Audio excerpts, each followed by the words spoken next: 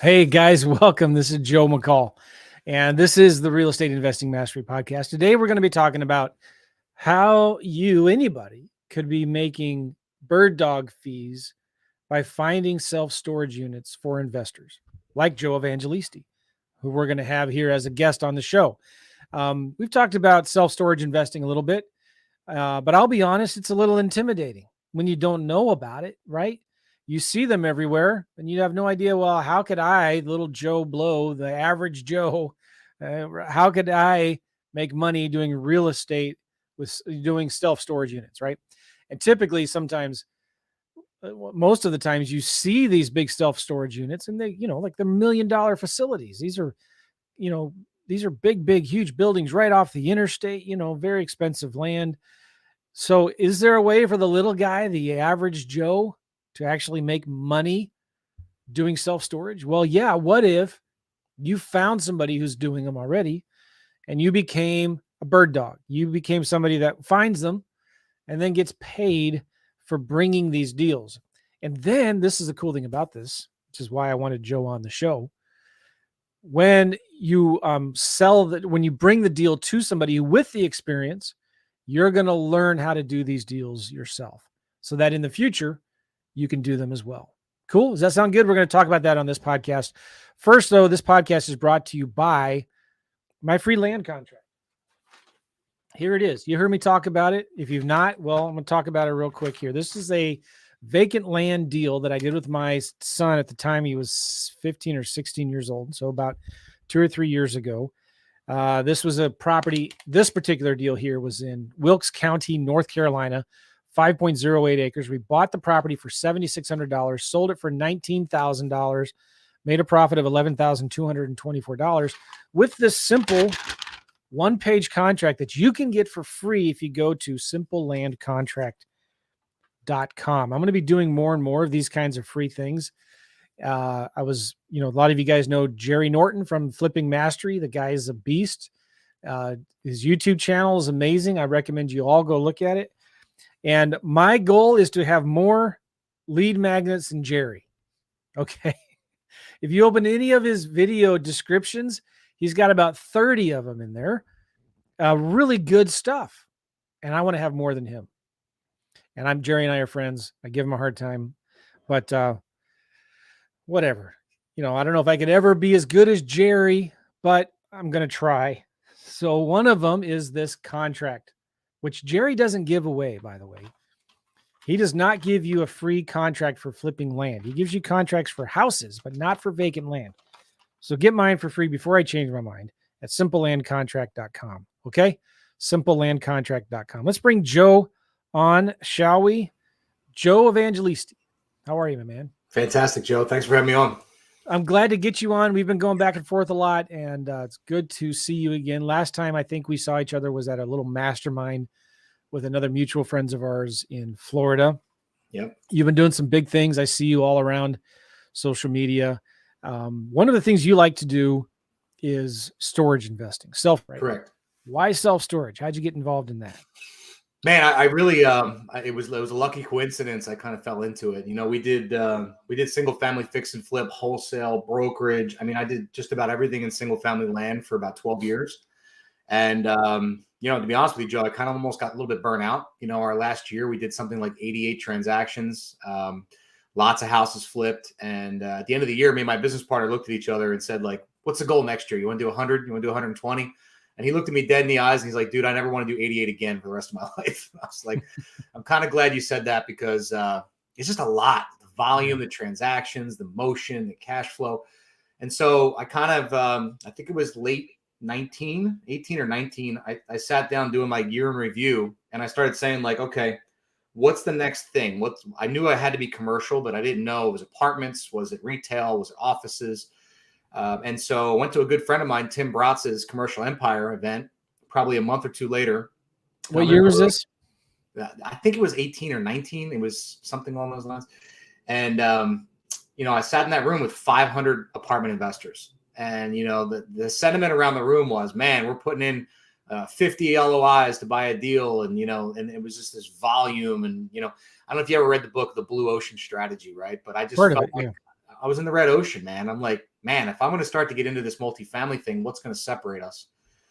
And so I started having conversations with my staff and some other people, and I had this piece of ground actually under contract, and I thought I was going to build like either a senior care facility or an apartment building. And I started talking to my engineer, and he was like, I think we can get self-storage approved here. It's like, man, I never heard of that. I never really got into that asset class. Let me start researching. And so had a bunch of conversations, and ended up talking to a good friend of mine now who I only met for the first time on the phone back then. And he said, Joe, I did a transition. I was he was doing planned unit developments. He had done restaurants in Manhattan. He had built 3,000 houses for one of the big companies. And he said, you know what? I'm on my 4th self-storage facility. And he says, once you build one, you will never touch another house again. You're going to have people building your own house for you. Like, you're never going to touch single family again. And he was right. I mean, it's a very easily scalable business, and, took a lot to get into, but ultimately I wouldn't change it. What's interesting is when you are thinking of something, you see it everywhere, right? Like if you're thinking of purple Teslas, Mm-hmm. all of a sudden you start seeing them, or you buy one because you're like, man, I want to be the only one of the purple Tesla. Yeah. And then you go out on the road and you'll start seeing a ton of purple Teslas. And so sometimes I think people wonder, man, aren't there self-storage units everywhere? Because I see them and I think of my friends that are investing in self-storage. And I'm like, man, I see these things. Aren't there enough of them? Haven't they been overbuilt? What do you say to that? I tell them, go try to buy a unit. Go try to rent a unit, right? You'll go to 5 facilities before you find the availability. Really? National average over the course of the last 10 years is 93% occupancy. Wow.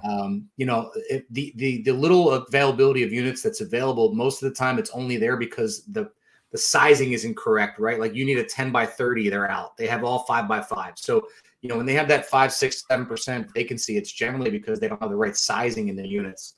But for the most part, very, very difficult to find a storage unit, even if you're in an area with a lot of them. Okay. We got a little rough connection there. It's probably me. My apologies. That's okay. How do they do in recessions? In strong economies, slow economies, does it matter? It's a great question. Yeah. So the recorded history of the industry is only about 40 or 50 years old. And so in that 40 years, there's never been a down year, which is almost just kind of mind blowing, right? They call these things recession-proof because of I believe it's because of the mix and tenancy, right? You got contractors storing materials, you got mom and pop upsizing, downsizing, moving. Now you got millennials who don't want to live in any one place, so they put all their stuff in storage, and they spend 3 months in Austin and 3 months in San Francisco and 3 months in Dallas. They're moving all around. There's just a very diverse tenancy inside of it. And so whether the market's going up and businesses are starting and they have inventory and they have room, they need to put things in storage, or whether it's going down and businesses are going out of business, there's always something in movement and motion. And that's what's really creating a very, really robust tendency for these storage units. You just reminded me, and I haven't thought of this in years. My dad owns a cleaning business, he just sold it. And for years, he had an office in a storage unit because he had to pay for, my dad's very smart financially, right? He's been very, very frugal with his money. You wouldn't know it, but he's doing well. But and this is why he had to have a storage unit to store his chemicals and mops and carpet cleaning and tools, equipment and stuff like that. So he just put a desk in there and would work a couple hours a day. Usually he's out in his car going around to places that he was cleaning. And at the time, I think he had 50 or 60 employees, and he still ran his office out of his storage unit. Yeah. Just crazy with the smell of the chemicals. I don't know how he was doing or what he was thinking. But he eventually did get an office, thank God. But yeah, you can use storage units for anything. But yeah, you can. So do you find that, well, the other question I have, I guess, is this, I'm driving down south, an hour outside of St. Louis to go visit some family. We have a lake house down there, and I see these storage units out in the middle of nowhere. And you wonder, is there still even a market for these self-storage units out in the country like that? Yeah, I mean, there's definitely a market. It's not my market. It's not the market that we want to be in, but they're definitely out there. I have clients in our mastermind that live in Alaska and have 30 garage bays 20 miles from their house and things like that. That's not what we're after. We're after Class A facilities, your typical public storage, CubeSmart, 100,000 square foot sites. But there's definitely a market. And one of the interesting factors, Joe, and you can appreciate this, is about 70 to 80% of all self-storage in America is still held by mom and pop.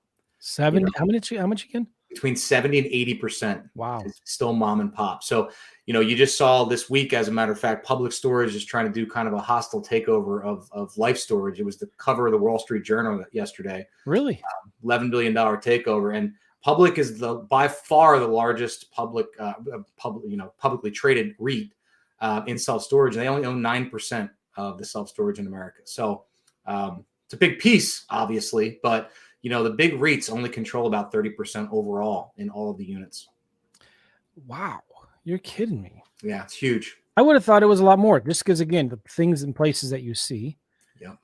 Yeah, I'm looking at it right here. Public Storage bids for rival in unsolicited $11 billion offer. Yeah. Yeah. They're calling it a hostile takeover only because they made the offer public, which makes everybody say, okay, well, it's they're going to try to force the shareholders' hand to make a decision. Is the thought process. Okay. All right. So scale plays out. 70 to 80% of storage units, existing ones, are owned by mom and pop. Are you going out and buying existing ones, or are you building new ones? We're primarily developers. So if I'm buying something, if it's a value add, for example, I'm buying it to make it bigger or to increase obviously the cash flow like a standard value add would have. You got a lot of mom and pops that built these things 20, 30, 40 years ago. There's deferred maintenance. There's bad marketing. There's bad security. There's bad lighting. There's a lot of ways you can increase value and increase rents. Market rents are substantially higher than where they were 5-10 years ago. So if you got yourself an operator that doesn't raise rents a lot, there's a very easy, transition to raise rents. But we're primarily developers. We're looking at old Kmart's and Sears. We're taking raw land and putting up new facilities. And, if we're doing a value add, it's usually an expansion opportunity. So you find an old Kmart, are you tearing it down, or are you turning it inside? Yeah. I mean, look, if it needs to be torn down, well, it's probably not the reasoning we're looking at it. But if I find, we're doing a site up in upstate New York right now, 21 acres, 100,000 square foot building, had a brand new roof. So, when I'm looking at a Kmart, I'm looking for roofs and foundations, right? If it's a solid roof and a solid structure, everything else is getting fit out anyway. It's getting gutted. We're doing remediation. We're cleaning it up. We're fitting it out with lockers, doors, etc. So as long as the roof and the foundation are stable, that's a good building for us at the right price. So inside, how do you frame the storage units? Is it metal studs? It's all metal. It is? Yeah. Okay. Yeah. I always tell people it's concrete, steel, and asphalt. That's how you make up an entire storage facility. I mean, I got 4 toilets in 100,000 square foot typically. So it's not. What do you do for the ceiling? What are the ceilings like? They're metal. Yeah. So they're just corrugated metal. And, depending on the roofing structure, they're either metal plus insulation or, something like trusses or something along those lines, but it's all metal. So I'd imagine a lot of advantages to having an interior storage, a storage unit inside of a building, because it's climate controlled, right? Correct. Yeah. And that's another good value add too. A lot of times you're picking up value adds or just garages, and you can add a climate controlled facility. Typically people are looking for, it depends where you're at, but there's not too many climates that you don't need heating and cooling, right? How do you find like the cities and the counties, zoning commissions and all that in approving self-storage units, whether it's new build or expansion? Is it hard to get those things kind of permitted and pushed through all the red tape?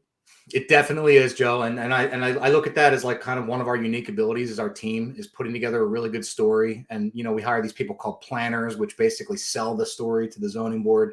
But if you're in the right area and, like dark and big box is a great example, big box is going out of business. I don't care. I say this all the time. I don't know how Best Buy is still in business. I got one a mile from my house. I haven't been in 5 years. Like those type of stores are going away. And what happens is when you're the zoning official, the municipality, and you have a darkened big box like that, you have an obligation to figure out how to fill it. Nobody wants to drive by that on Main Street for 10 years, seeing it vacant. Yeah. So we're generally able to sell the idea that, look, there's no other big box coming in here. So you might not love storage, but wouldn't you rather have a viable operating facility rather than a vacant big box? And generally, obviously, we do a better job of selling it than I just did to you. But it's an opportunity for them to turn something into downtown from maybe where it wasn't before. Okay, all right, good. Can you give me some like numbers of compare a self-storage facility to a rental, small little rental mobile? I mean, a rental 3 to 4 door unit. What's the word I'm looking for? Like a small family rental property, Multifamily? smaller multifamily. That's what I'm looking for, right? Okay. Or maybe even an apartment complex. But like, can you put them in terms that we can compare them to, or like, how many houses would you need to have to get the same kind of cash flow you get in a normal storage unit? Let's say 100 to 1 minimum, Wow. maybe Okay. more. I had a little over 100 single families when I transitioned into this. I sold a lot of them off in the last cycle. But I can tell you that one self-storage facility is going to make a heck of a lot more than a portfolio like that. Okay. Typically not only are the rents, it's your cost ratio, right? Like when you're doing multifamily, you're probably what 50-60% cost, depends. I mean, I don't know what, typically when you're, I don't own a 100 unit apartment building, right? But I know from friends of mine that they're at, let's say 40-50 plus an expense ratio. We're usually at 30-35. Build cost is less than half. We're averaging in that 100 to 110 range. You try to build an apartment right now. I'd be guessing in the last couple of years what it's costing. I'm sure it's north of 250 a foot. So yeah, I mean, the cost to do it's a whole lot less, and the expense ratios are a whole lot better. Okay. So, how could you summarize kind of the benefits of self-storage, why you like them better than residential real estate? Yeah, I love it for a lot of reasons. One, it's super simple to build, right? It's concrete, steel, and asphalt, like we talked about. We designed our first deal from scratch, and my design team has now designed, and we're in process of 12 other deals. And in the 11 after the first one, we made almost 0 decisions, right? The design team has a brand product picked out. They know exactly what it looks like. The finishes are all the same. Again, we're not picking out toilets and tile and countertops and cabinets. It's all concrete. And so it's a very, very easy design to make happen. It's very easy to maximize the engineering inside to make sure we're maximizing the value and the NOI.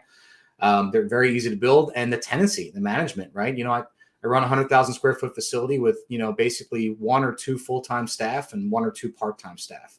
On site, full-time staff? Correct. Yeah. So, once it's up and running, there's not a whole lot of your make ready is a broom, or a blower. You blow the unit out, it's clean. You make sure the lock works, you shut the door, and it's ready to rent. So, I'm literally doing 3 make readies on some of my single family stuff, and it's like full blown, construction site. They're painting the entire unit, and they're replacing countertops, and they're sanding floors.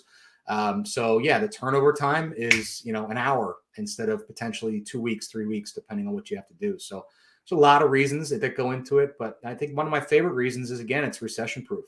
We've seen, 10-12% increases in the last 12 months where a lot of people are seeing it's stabilizing, or they're going down in rents. Self-storage doesn't see a whole lot of that. And again, you have to be in the right area too, Joe. I mean, I'm talking, globally, but the reality of it is, if you have it in the right spot, it should do really well. Is it to depend on the market? I mean, you're going to find are your numbers better in a Midwestern area than maybe on the West Coast or in the New England area? Yes, definitely. The more urban that you get, the more that your rates go up, but also your land values go up. So, Right. the way I like to kind of bridge that gap is I love to be in tertiary markets that are outside of major metropolitans, looking at MSAs that are growing right now. That's huge in Texas and Florida. Obviously, we have a lot of sites in Houston. We're in that like path of progress where people are starting to push out, and we're in there, we're in that way where we're going to catch them as they come out in that tertiary market. So yeah, I think for me, it's finding really, really good MSAs that I like to work in, but also being just outside of the main, downtown. And that's for today. Maybe 10 years from now, it's different, but I'm not buying in New York City. All right. So how many of these buildings do you own right now or manage? Yeah. So right now we're at 12. We're developers. So again, we're 4 years into this. So we have 4 that are either just got delivered or about to get delivered in the next 3 months. And we're breaking ground on 4 more in the next 3 months. So we're in that process right now where, it took us a couple, years to get full approvals and permits and all that kind of stuff, which is pretty normal. It's probably one of our biggest challenges right now is not, how do I say this? Not site approval, but permits, right? So we know when we take a deal down that it can be 100,000 square foot self-storage. It still takes us, 6 to 9 months to actually get a permit package to break ground. And is your offer to buy that property contingent on going through the permit process? No, it'll always be contingent on approval, but again, not permits. So we'll generally take the land down and then get the permits, after the Okay. fact. But at that point, I still know I'm going to have a facility. It's just a matter of where's the wall going to be, and where do they want the retaining pond and all that kind of thing. Let's talk about a typical deal. Mm-hmm. Maybe your standard average storage facility. What's the size? How many storage units inside of it? Yep. What's the cost? Your cost to finance it, and what kind of cash flow do you get from it? Okay, so typical deal is, first of all, we want to kind of be in, roughly 65% all in. So I can build a site, buy a site, develop a site, hard cost, soft cost, the whole thing. We have a site right now that we're all in at around 13.5 million. It's probably sitting and it's worth 22 right now.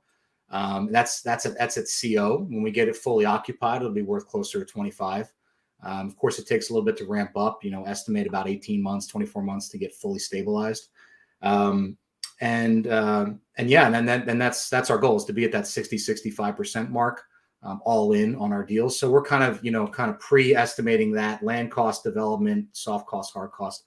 The good news is that the way we control it is most of our subcontractors are nationwide. So we're using general contractors that have the same numbers, and they're giving us the correct numbers in advance.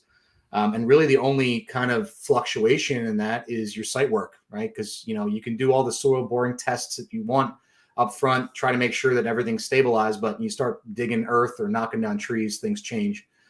So the local contractors are generally going to be our site guys and our concrete guys. Okay. So these are buildings that are worth 20 to 25 million. Mm-hmm. You're into them for maybe 13 to 15 million. Yep. About right. Yep. So this facility, how many units are inside of it?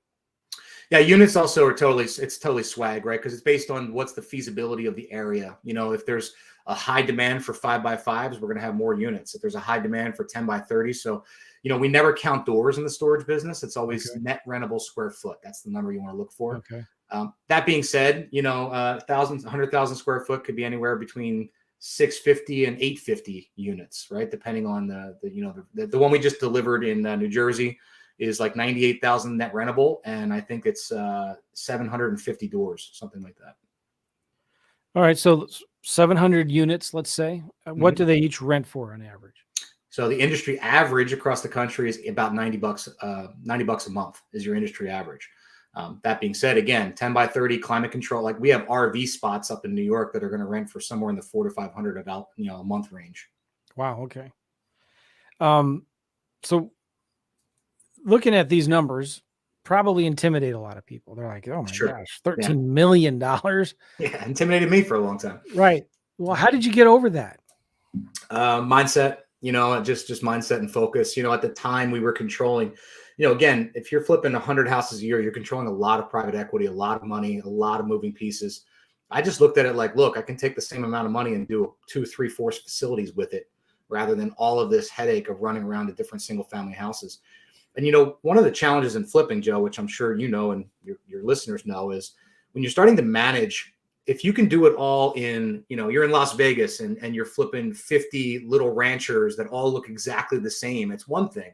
But, we're in New Jersey, so I'm in 3 different counties. My flips ranged from 150 to 1.5 million. Nothing looked alike. I had 5 different finishes packages, all the way up to fully custom. It was just a lot of moving pieces. If you can plan it and you can systematically do it, maybe you're in an area with a lot of row homes, it's a lot easier. But when you're in, a 50-mile radius and you're doing 5, 10 different types of deals at a time, much, much more difficult. So again, it's the systematic and the process behind just develop the same thing, almost the same look, same feel, same finishes, and then I can plug it in anywhere in the country. Okay. So let's talk about money, the capital needed for these things. You already had some private investors that you partnered with, borrowed money from for your houses, probably, right? Did a lot of these same private lenders stay with you when you transitioned into self-storage? Believe it or not as many as I would like, right? Because it was, for some of them, it was overwhelming. Like they can see me buying a house and borrowing 150 grand, but me building a facility in Texas was a different animal for them to kind of wrap their heads around.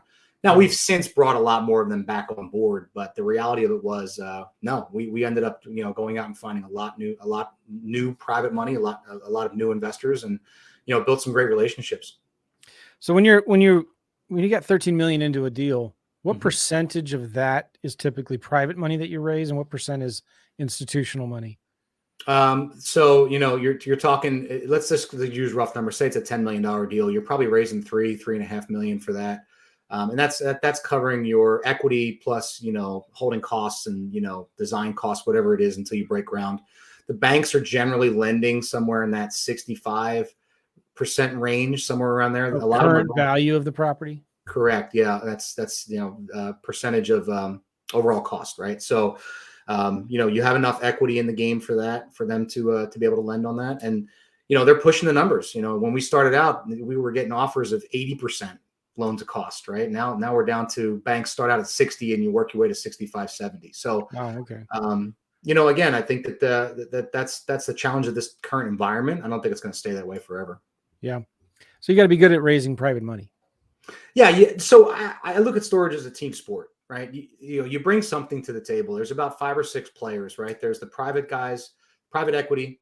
There's the developer, right? There's potentially the person, who's the bird dog, or there's what we call a certified field agent that's finding the deal. You got your people who are the construction worthy people. They may or may not have equity. And then some folks need a KP, right? They need somebody to sponsor the loan with the bank. They're going to probably get some equity for doing that. What's a KP? So a key player in the deal. So like, when you're doing construction financing, it's recourse debt, right? You need somebody to personally guarantee it. So up to this point, my PFS has been able to substantiate that, but we're actually starting to talk to some KPs now to help us get the loan sponsored across the finish line. What's PFS? PSF? I'm sorry, personal financial statement, right? So Okay. you have to have net worth, you have to have liquidity, obviously, to go into this, but you can also get people that have that network and liquidity involved in the deal, and basically just for signing their name on the line, they're going to get equity in that deal to get it across the finish line. Cool. This is important for people to understand, because you're out there watching Instagram, YouTube, and you see these influencers talking about these big deals they're doing. Yeah. Every single one of them are just partners in the deal. And they make it look like it's them. They're doing it all themselves. They're swinging their, what. Yeah. And no, they're probably one piece of 5 or 6 in that deal of partnering. Maybe they're bringing in the money. Yeah. Maybe they're bringing the deal, but they've got somebody else in there. I promise you, who's the money guy, who's managing the rehab, who's dealing with the banks or whatever. So they're just a little part of it. It may be a big part, but it's important to think about, because this can get over intimidating. Maybe if you're thinking that you're doing it all yourself. Yeah. Which brings us to getting paid as a bird dog. Mm-hmm. So somebody who wants to get into self-storage, great way to start. I mean, even in real estate, a great way to start for houses is find the guys who are buying them and rehabbing them, and then bring them the deals. So it's the same thing here with self-storage, right? Somebody who's interested in this business can get paid by going and finding the deals for guys like you, right, Joe? Correct. Yeah. So how does that work? Yeah, we created a process. First starting out, right, when people started coming to me and say, "Hey, you do storage," they do what everyone else typically does. They throw deals at you, right? I was driving by this sign, and here's a commercial broker to call, and so that started happening more and more often, and I started to realize, like, man, I got to create an actual process and training around how to find the deals that we want to buy, so that people aren't spinning their wheels just throwing us stuff. And then my team, my underwriters, aren't spinning their wheels trying to figure out whether it's worthy of a deal. Right. So we basically started out and created this, this training called Certified Field Agent Training. And we've kind of proved the concept. And, in the first 18 months, I think we had 5 people do deals with us where they learned the process. They did the training. They understood the underwriting. They brought deals to the table. And they closed on a deal where they got paid anywhere between, let's say, $30,000 and $40,000 on the front side. They won when we went to closing. And we generally give them between 3 and 5% equity in the deal. So, and to me, the equity is the exciting part. Everyone looks at the cash. They're like, oh man, I can make 30 grand on the side finding deals. Yeah, you can, and that's wonderful. But we just did we just did a whole breakdown of one of the first guys. So one of the deals that a CFA brought us probably 2 years ago is actually getting completed at the end of March. Were you in the military, Joe? I was. Yeah. Okay, you're using all these acronyms. Oh, I didn't mean to. I That's apologize. cool. The CFA again is a certified Field agent, right? field agent. Certified Okay. field agent. God bless you. Thanks for serving. Thank you. So we extrapolated, hey, what's this guy's equity worth, right? So keep in mind, he made 35 grand 18 months ago. Deal's getting closed. Now it's going to take another year or two to ramp up, but his equity is going to be worth well over $1 million when we capitalize and refinance and stabilize this asset.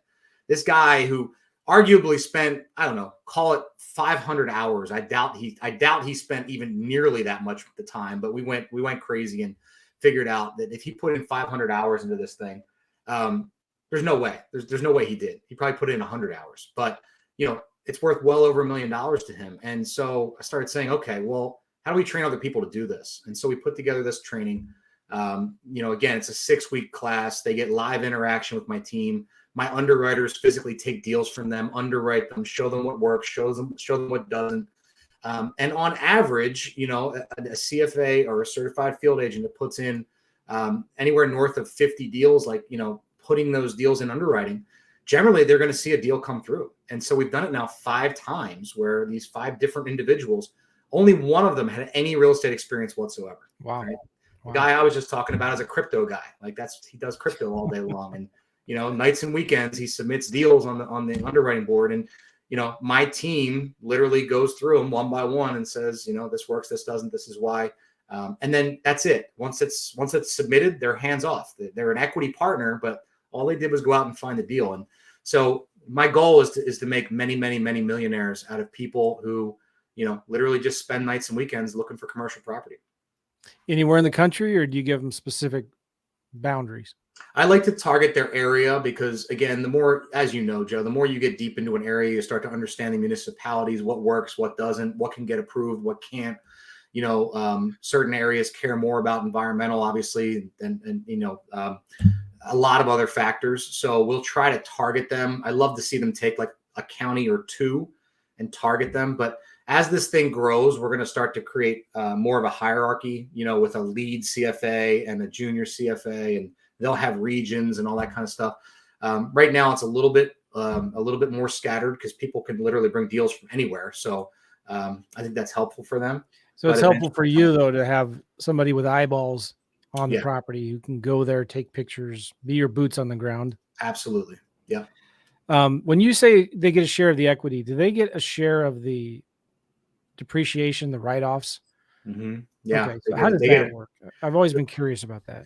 Well, so they're getting actual GP equity, and so they're an equity owner in the project. And so they're getting all the tax benefits. They're getting that percentage of cash flow. They're getting that percentage of depreciation. Okay. They're getting that percentage of refinance proceeds, tax-free. They're getting all that stuff. Which is nice. It's incredible. I mean, it's incredible. I mean, we're doing it right now as let's ramp up and grow, but it also becomes like a feeder for our mastermind. We have a mastermind that does nothing but self-storage development, and people all over the country that want to buy deals. So when we can certify and kind of vet a deal and get the design and approval across the finish line, it creates a value add for our deal, for our members. All right. So I know you have a course that teaches it. Mm-hmm. Give us a little teaser though and I put the website right there, storagesyndicate.com/CFA. CFA. Yep. storagesyndicate.com/CFA. Talk a little bit about what you guys teach. How do you teach people to go and find these deals? We could spend 2 hours talking about that, but essentially we give them our proprietary methodology for looking at it, trying to figure out what are the demographics that you need, what is nearby, what is the land itself, kind of the pros and cons when you're looking at a piece of dirt, accessibility, visibility. You can do a lot with Google Maps nowadays, by the way. I mean, first of all, the first 5 guys that have done this with us didn't even live near the site that they bought. So it's definitely a benefit if you can drive by. But so are they looking for vacant land, or are they looking for existing storage facilities? Both. Yeah. Okay. Well, really 3 things. They're looking for vacant land, they're looking for value add deals, and they're looking for big box conversions. So, going through, I have one guy that focuses on Kmarts. Like, he just has a whole list of old Kmarts, and he's just knocking through, trying to talk to brokers and find these deals and put together the right numbers that work. again, but it's where they focus at, and the demographics make everything, right? What's the competition in the area? What's the need? What's the demand? And again, they don't have to know all this stuff, but they have to have a high level understanding so they can bring the deal to the table for my underwriters. Oh, and they need to invest some time into it. They definitely do. Yeah. It's a 6-week course. It's an hour training and it's an hour of live Q&A with me and my team each week. So it's very hands-on and it's very time consuming for us, but it's worth it. Which is why you have to charge it for it, right? Because, absolutely. Yeah. And it's a great point, Joe. Because at the beginning I did this for free. No. And you know what you get when you do stuff for free, right? You just get nothing but headache.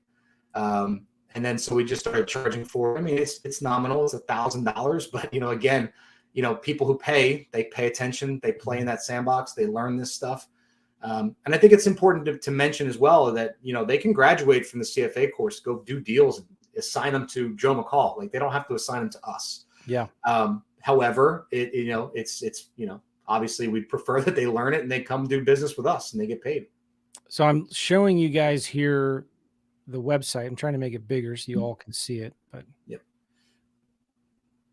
it's not working. Anyway, so here it is, certified field, storagesyndicate.com/CFA.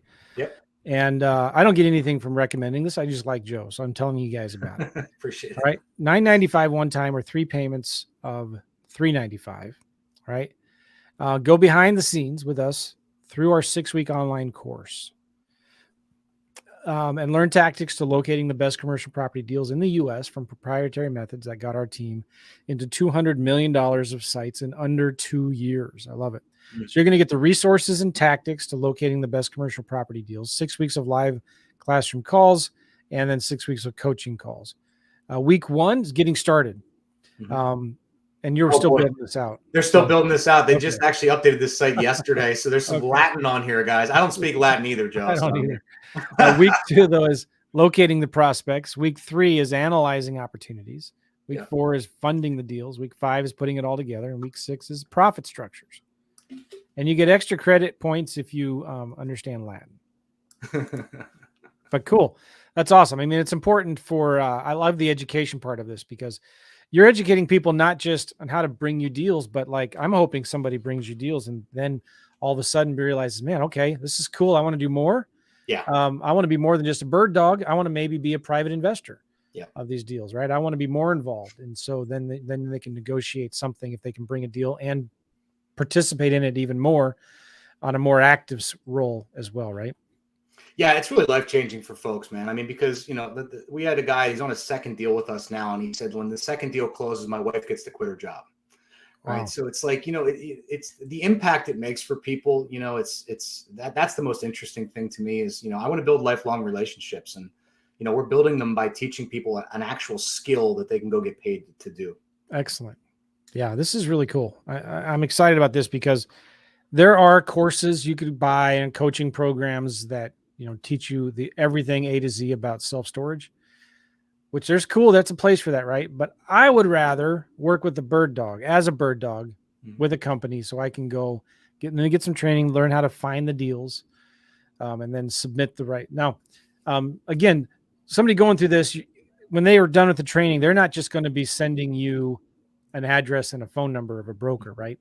Yeah. There's more involved with it. Can you explain it's more that? Involvement. Yeah, we actually put them in our operations system back end. So we use a platform called Monday.com. A lot of people use it, but literally all of our data stays on that board, that deal board, and my team interacts with them on the back end. So there's probably 6 or 10 points of data that they have to enter.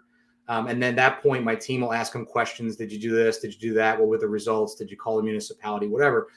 From that point, once it's a deal and it pencils and it makes sense, my team takes it all the way to the finish line. So they're not responsible for putting in the LOI or negotiating the contract or all that kind of good stuff. We just want to make sure we have a viable site, and then my team takes it from there all the way to the finish line. Yeah, cool. Again, the website is storagesyndicate.com/CFA. And if you're watching this on YouTube, we'll have the link below in the description as well. Joe, let's final words, parting advice. What would you say to people who are thinking about storage units and want to be doing more of them, be more like you? Yeah, just take action, right, Joe? Like, I mean, you don't have to do what we do. You don't have to do the CFA training. You don't have to do any of that stuff, but get in the right rooms, start taking some action, start learning. There's so many valuable resources. I mean, even if you go on storagesyndicate.com, there's a whole section we call the vault where we've done just, dozens of interviews with some of the top people in the industry. Just take action, learn, but learning is great, but if you don't put it into action, it's completely useless, right? So, put one foot in front of the other and take some action. Nice. All right, cool. One more question I just thought of, and I can, our connection's not very great, so that we don't have a lot of people watching us live right now, but what do you foresee in the future with the economy, where things are going? Are you concerned about what you're seeing in the news with inflation, high interest rates, unemployment going up? I was looking at Wall Street Journal just while we were talking, looking for that article.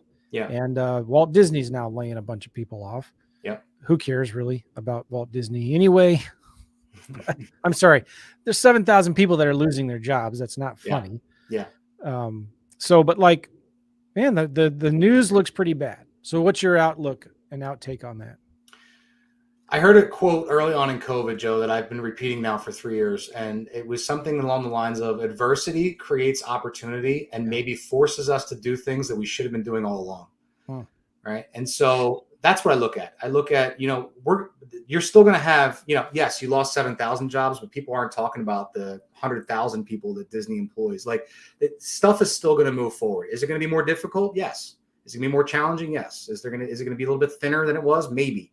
But the reality of it is, when we all decide to get paralyzed and let fear control our lives, that's the biggest loss, And so there's going to be opportunity out there. There's going to be players that are continuing to work.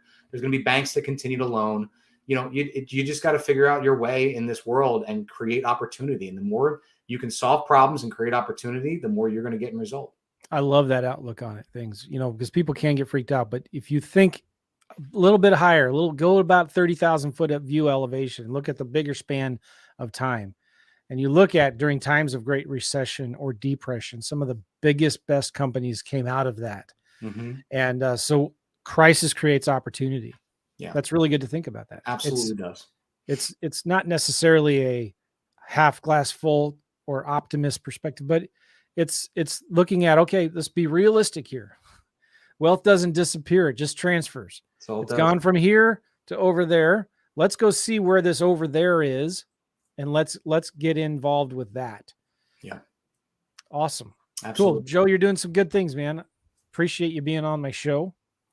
And if people want, they can go to storagesyndicate.com/CFA. How else can they get a hold of you? I'm all over social channels. They can go on Facebook, Instagram, LinkedIn, find me anywhere. I love to communicate with folks too. Message me, talk to me about what you got going on. I'm never going to sell you anything that I don't think is going to benefit you in some way. I'll point you in the right direction, but I love interacting with action takers, right? Go out there and get it done, guys. Good. All right, Joe. Thank you. Appreciate you, man. Thank you. Appreciate it. See you guys, everybody. Take care.